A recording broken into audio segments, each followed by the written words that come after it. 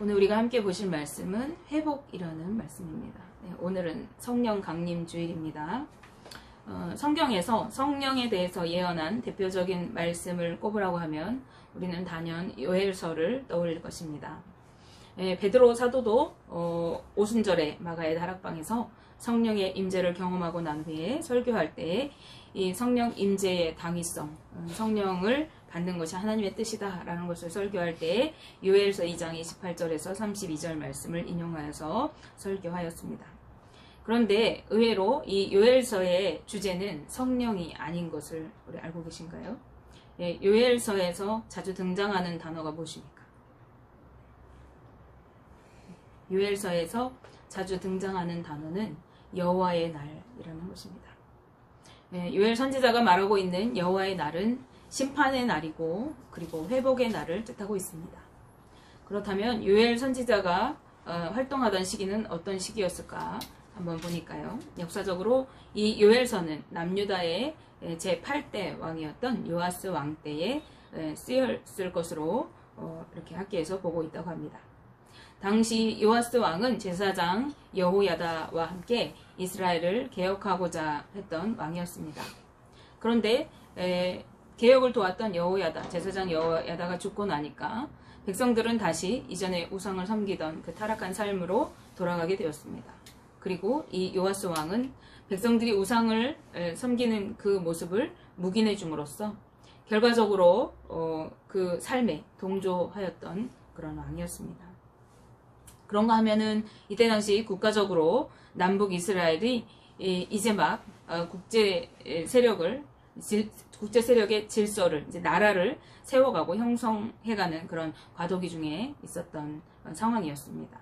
그리고 그 남북 이스라엘 주변에는 북쪽으로 베니게와 블레셋 그리고 에돔이라는 나라가 서로 팽팽하게 견제하면서 세력 다툼을 하고 있는 중이었고, 남쪽으로는 전통적인 강국이었던 성경에서 강국으로 대표해서 나오는 전반부에 대표적으로 나오는 애굽이 이 강력한 영향력을 주변 나라에 행사하고 있었던 그런 상황입니다. 이런 상황에서 이스라엘 민족은 이제 여러 우상들을 섬기던 그런 주변국들의 다신론적인 그리고 세속적인 문화에 휩싸여서 하나님을 섬기는 그 신앙의 순수성을 버리고 선택받은 선민의식, 선택받은 민족이라고 하는 그런 자신의 정체성을 잃어버리고 이제 변질되어져서 주변 국가들과 다름없는 세상 나라들 중에 하나가 되어가고 있었습니다. 이런 시기에 활동하던 최초의 문서 선지자였던 요엘은 그 이름이 여호와는 하나님이시다라는 뜻을 가지고 있을 만큼 신실한 믿음의 사람이었습니다. 그런데 이 요엘 선지자가 활동하던 당시에 남유다에 엄청난 자연재해가 있게 되어져요. 그게 뭐냐고 하면은 메뚜기 떼의 습격 사건이 발생하게 되는 것입니다. 전무후무한 메뚜기의 대재앙이 유다 전역을 휩쓸었고 모든 유다의 국토가 황폐화되게 되었어요. 거기다가 극심한 가뭄까지 겹치면서 이스라엘 백성들이, 유다 백성들의 고통이 이제 극에 달해 있었습니다. 그래서 유다의 일부 사람들은 하나님의 심판이 우리에게 이르러서 이제 우리는 망하게 되었다라고 절망에 빠져 있는가 하면은, 또 한편 사람들은 그 일이 이거는 우연히 우리에게 일어난 자연재해에 불과해라고 이렇게 생각을 하면서 안일하게 생각했던 그런 부류들이 있었습니다. 그런데 이 메뚜기 재앙은 하나님께서 자신의 백성인 선민 이스라엘에게 보내시는 초자연적인 징조로서 장차 이제 다가올 여호와의 날, 즉 심판의 날을 예시로 보여주고 계시는 그런 사건이었습니다. 하지만 이런 영적인 의미를 깨닫지 못했던 남유다 백성들은 여전히 우상을 섬기면서 범죄를 저지르고 살아가고 있었습니다. 그래서 하나님께서는 그들을 깨우치시기 위해서 선지자 요엘을 그들에게 보내셔서 이 메뚜기 재앙은 장차 다가올 이보다 더 큰 재앙, 그 재앙, 즉 여호와의 날의 예표를 나타내는 것이라고 이렇게 깨우치게 하시면서 이제 곧 메뚜기 때만큼 큰 군대가 일어나고 크고 두려운 심판의 날, 즉 예루살렘의 멸망의 날이 곧 다가올 것이라는 것을 경고하고 계십니다. 그래서 이 메뚜기 때의 예를 들면서 하나님께서 말씀하시는데 메뚜기가 몇 절이냐면요. 1장 4절 보면은 팥중이가 남긴 것을 메뚜기가 먹고 메뚜기가 남긴 것을 느치가 먹고 느치가 남긴 것을 황충이 먹었도다.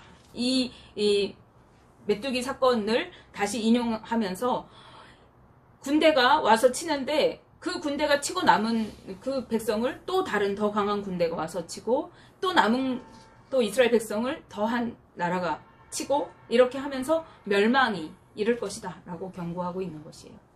그런데 구약에서 말하는 여호와의 날은 우리가 어느 특정한 날, 이 날은 무슨 날이야 라고 이렇게 말하는 것처럼 어느 특정한 날을 이르는 말이 아니라 하나님께서 이 땅의 역사 가운데 결정적이고 또 초자연적으로 개입하시는 날을 아주 포괄적으로 지칭하는 용어입니다.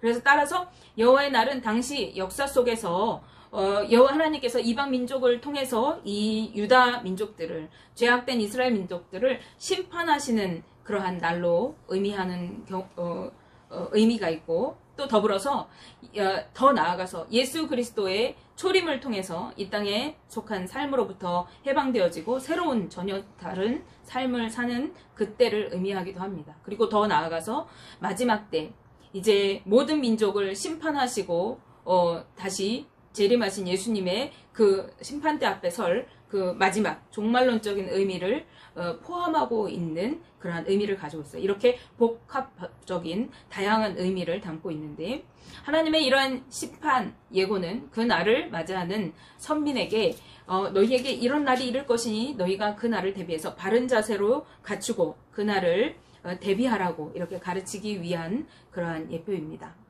그날의 심판은 이방의 군대를 통해서 집행될 것입니다. 그런데 그 군대를 이방의 군대인데 그 군대를 호령하시는 분이 누구라고 하냐면 여호와시라고 말씀하셔요. 요엘서 2장 11절 말씀을 보실게요. 여호와께서 그의 군대 앞에서 소리를 지르시고 그의 진영은 심히 크고 그의 명령을 행하는 자는 강하니 여호와의 날이 크고 심히 두렵도다. 당할 자가 누구이랴 라고 말씀하십니다. 이제 이방의 세력을 하나님의 군대로 표현하십니다. 그리고 그 진영이 심히 크다고 하십니다. 땅이 황폐하게 될 만큼 극심한 메뚜기 재앙을 경험했던 이 유다 민족들은 하나님의 이러한 그 예고가, 하나님이 예배하신 그 재앙이 얼마나 두려운지를 알았을 것입니다. 그런 백성들을 향해서 하나님은 요엘 선지자를 통해 계시의 말씀을 통해서 말씀하시는데 너희가 참된 회개를 하라고 권고하고 계십니다. 하나님은 그들이 돌아오기를 요청하고 계시는 것입니다. 요엘서 2장 12절에서 13장 앞절 말씀에 여호와의 말씀에 너희는 이제라도 금식하며 울며 애통하고 마음을 다하여 내게로 돌아오라 하셨나니 너희는 옷을 찢지 말고 마음을 찢고 너희 하나님 여호와께로 돌아올지어다 라고 말씀하고 계십니다. 네, 여기에서 이제라도 라는 말은 이제 모든 것이 다 끝난 상황이라 할지라도 이제는 다시 회복될 수 없다고 판단되어지는 그때일지라도 라는 뜻입니다. 그러니까 다시 말해서 너희가 볼 때 이제는 더 이상 나에게 소망이 없어. 이제는 모든 삶이 끝났어 라고 이러한 끝에 이르렀을 때라도 하나님께 돌아오라고 하는 거죠. 우리는 모든 것이 끝나버린 절망적인 상황에서도 하나님께 돌아와야 합니다. 왜냐하면 오직 하나님께로 돌아와야만 참된 회복을 이룰 수가 있기 때문입니다. 그런데 하나님께서 돌아오되 마음을 다하여, 즉 진실한 마음으로 온 힘을 다해 돌아와야 한다고 하십니다. 근데 어떻게 마음을 다해 돌아올 수가 있겠습니까? 우리 말씀을 보면은 금식하며 기도함으로 돌아와야 한다고 말씀하고 계십니다. 관례적으로 이스라엘 민족은 1년에 딱 한 번 대속제일에 금식을 하면서 하나님 앞에 나아갔습니다. 그런데 그 중에 경건한 사람들은 자신의 죄를 깊이 회개할 때, 그리고 국가적인 어떤 위기나 재난 상황이 있을 때에도 금식하면서 주님 앞에 나아갔습니다. 이처럼 우리는 하나님 앞에 절망적인 상황일 때에, 우리에게 닥친 재난이 임했을 때에, 우리의 죄가 감당할 수 없을 때에 하나님 앞에 금식하며 나아감으로 우리의 마음을 다해 온 힘을 다해 주님 앞에 나아가야 하는 것입니다. 다음으로 울며 애통함으로 주님 앞에 나아가라고 말씀하십니다. 이것은 가슴을 치며 통곡하는 것을 의미합니다. 더욱이 애통한다는 말은 슬픔을 이기지 못하고 머리를 쥐어뜯거나 가슴을 치는 행위, 즉 절박한 기도를 의미하는 것입니다. 자신의 죄된 모습 때문에 가슴을 치며 절박한 심정으로 주님 앞에 나아가는 것이 온 마음을 다해 주님께 나아가는 것입니다. 우리는 회개한다고 하는데 입술로 회개해요. 하나님 이거 잘못했어요. 저거 잘못했어요. 그런데 마음으로 그것이 정말 잘못해서가 아니라 그냥 입으로 고백하는 경우가 많습니다. 근데 오늘 말씀에서 하나님은 어떻게 얘기하세요? 내 죄가 너무 견딜 수 없어서 고통스러워서 머리를 쥐어뜯고 가슴을 치면서 통곡하며 하나님 앞에 회개하고 나오라고 하십니다. 우리가 이렇게 온 마음으로 주님 앞에 나아갈 수 있는 이유가 무엇입니까? 2장 13절 중반절 말씀에 그는 은혜로우시며 자비로우시며 노하기를 더디하시며 인애가 크시사 뜻을 돌이켜 재앙을 내리지 아니하시나니 라고 요엘 선지자가 말씀합니다. 왜 우리가 하나님 앞에 우리 마음을 다해 우리 죄를 고백하며 회개함으로 나아가는 것은, 우리가 금식하며 주님 앞에 나아가는 것은 우리가 그 기도를 통해서 하나님의 어떠한 것을 얻어내기 위한 것이 아니라 하나님 아버지께서 자비롭고 은혜로우신 분이기 때문입니다. 그분은 우리에게 노하기를 더디하시면서 우리가 회개하고 돌아오기를 기다리고 계시는 분이시기 때문에 그래요. 그분은 우리를 사랑하시는 크고 위대하신 그 사랑으로 우리를 품으시는 분이시기 때문에 그렇습니다.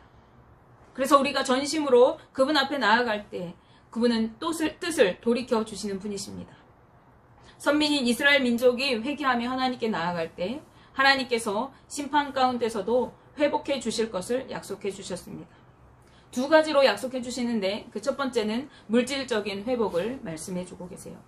요엘서 2장 18절에서 20절 말씀에 그들을 불쌍히 여기시고 긍휼을 베푸시고 그들 가운데서 이방 민족을 떠나가게 하시겠다고 하십니다. 또한 그들에게 풍요와 복락을 주시겠다고 하세요.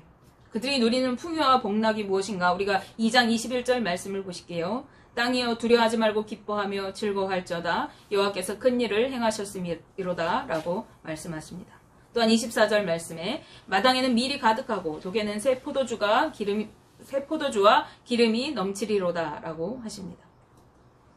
주님께서 주시는 복락, 주님께서 주시는 풍요는 우리가 주 안에서 기뻐하며 즐거워하는 것이고 주님이 주시는 풍요로운 삶을 누리며 살게 되는 것이라고 하시는 것입니다.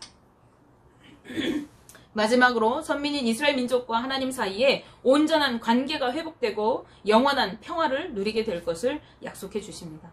2장 26절 중반절에서 27절 말씀에 너희에게 놀라운 일을 행하신 너희 하나님 여호와의 이름을 찬송할 것이라 내 백성이 영원히 수치를 당하지 아니하리로다. 그런즉 내가 이스라엘 가운데 있어 너희 하나님 여호와가 되고 다른 이가 없는 줄을 너희가 알 것이라 내 백성이 영원히 수치를 당하지 아니하리로다 라고 하십니다.